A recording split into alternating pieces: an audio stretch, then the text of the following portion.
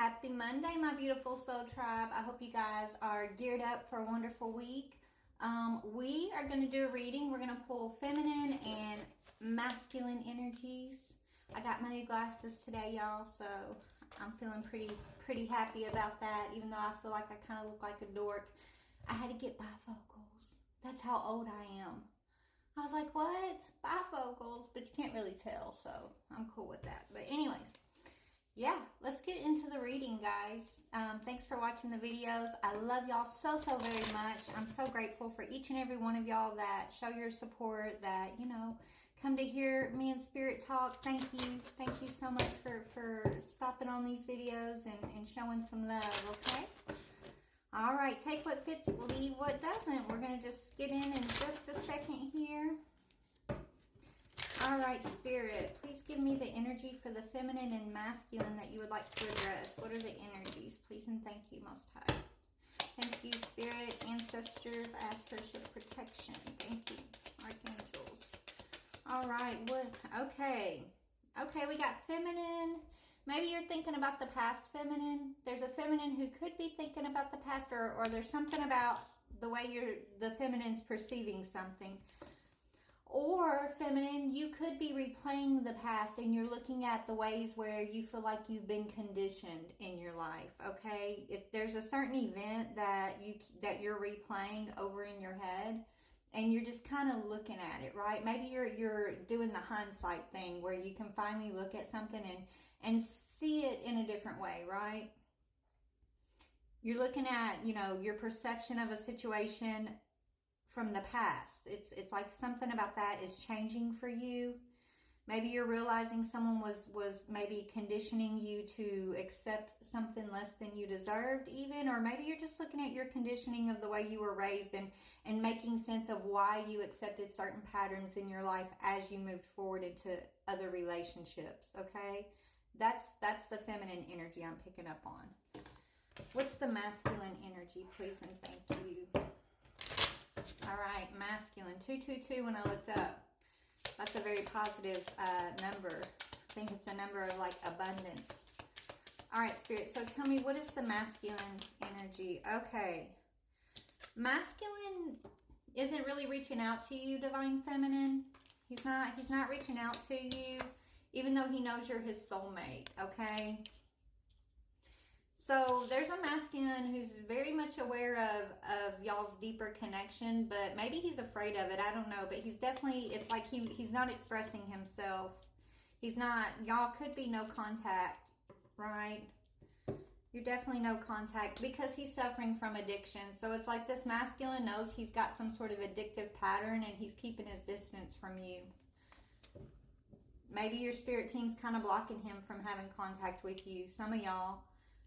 That could be also what you're looking at. Maybe you're looking at patterns from your past here that maybe you went through something with this masculine even, and you're just not willing to rehash that, right? You're looking at it, you're growing from it, but you're not stepping back into a past pattern is kind of the vibe I'm getting. And this masculine is very much aware of that, and so he's keeping his distance. Why? Because he's got an addiction. He's dealing with some sort of addictive pattern that he knows, you know, he can't bring into your energy. I feel like he knows if he brings this into your energy, he's going to get some sort of spiritual backlash. Okay? Maybe this masculine did something in the past and he faced like some sort of consequences for it spiritually. And so this masculine did something in regards to you in the past. This is why he's keeping his distance. He's afraid of you, Divine Feminine, because he knows he don't have his shit together. In the past, he did something. He faced some sort of karma for that. Maybe in the moment he didn't realize that that's what he was getting. Like his shit started happening in his life, Spirit's telling me, and so it was his karma for some kind of pattern he was trying to play out with you here. Whatever this conditioning, the thing that you've been thinking about, right? That's a pattern that's tied to this masculine and it's due to his addictions. He faced karma for that already. So it's like he hasn't dealt with these addictions, so he knows he can't come towards you. He can't bring his energy into your energy unless he wants spiritual backlash. That's what I'm getting. So this is why this masculine is not contacting you. Not because he doesn't want to. I feel like he knows he can't. Not until he gets his shit together. But let's get a message. What would he want to say to you if he could? If he could, feminine, it's really hard for him to open up. That's what he wants to say to you. Right? He wants to open up. He wants to talk to you, but it's hard for him to do so. For a number of reasons, okay? Is what Spirit's telling me. It's hard for him to open up to you because he knows, you know, he can't. Ooh, this card ain't even supposed. Yeah, you could be dealing with an air sign. This card isn't even supposed to be mixed in with this deck, and it was. I didn't even realize it, and it flew out. So there's a big sign. So you could be an air sign, or you could be dealing with an air sign, and it's just really hard for them to open up because they're not facing these patterns, right? These addictive patterns, and at the same time, it's like they feel like you're their soulmate, but they know they can't contact you. They feel like they dropped the ball when it comes to you. They could feel like they missed their chance with you, Divine Feminine, but I feel like they're watching you. Yeah, it's like they want to make a move towards you. It says one of us needs to make a move.